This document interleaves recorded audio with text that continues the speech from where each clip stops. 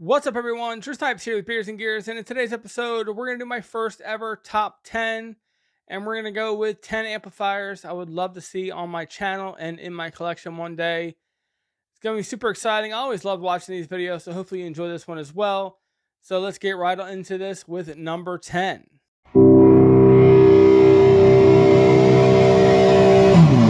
So the number 10 amplifier I would like to see on the channel someday is going to be the Orange Super Crush 100. Mainly because of the fact that I love the Crush Pro. I think this amplifier is amazing.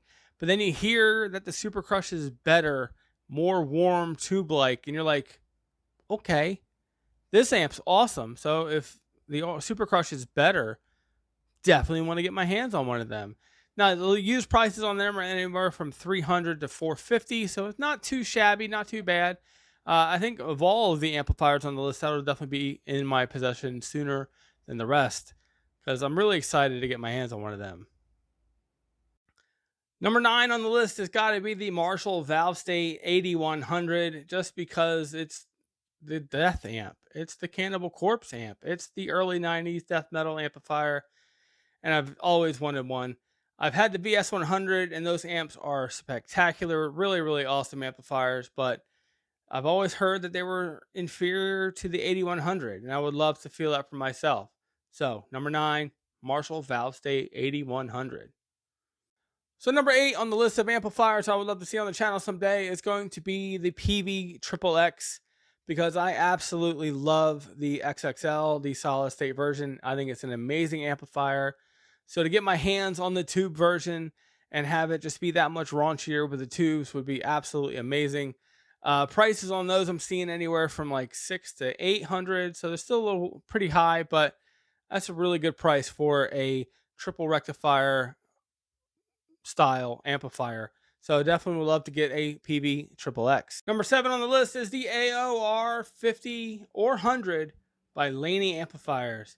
Being an absolute huge fan of doom metal music who just sinks deeper and deeper into the whole of doom metal, you hear this amplifier in a lot of YouTube channels doing doom metal content, and the Laney just sounds really, really awesome.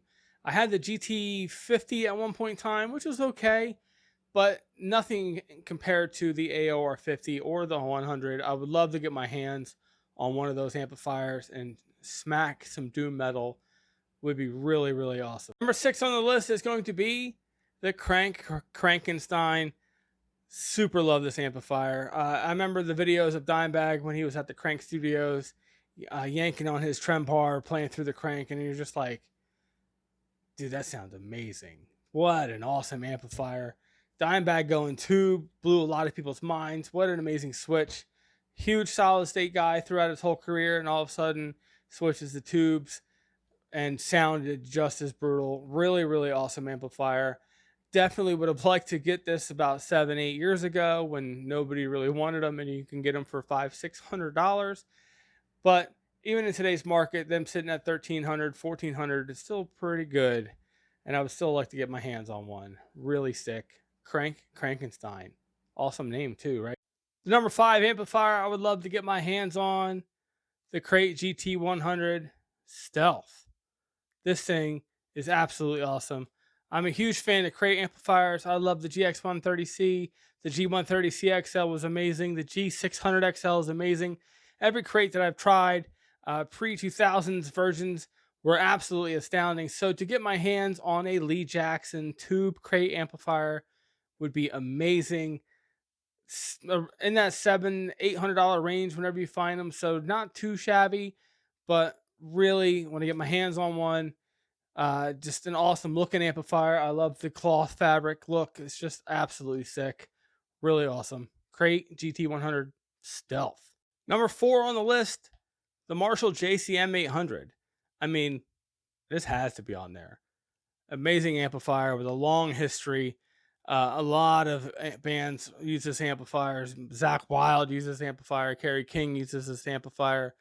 Just an all-around amazing amplifier. I mean, I love my DSL 100. I think this thing is amazing. But to get the JCM would be so super sick, man. Really, really awesome. The Marshall JCM 800.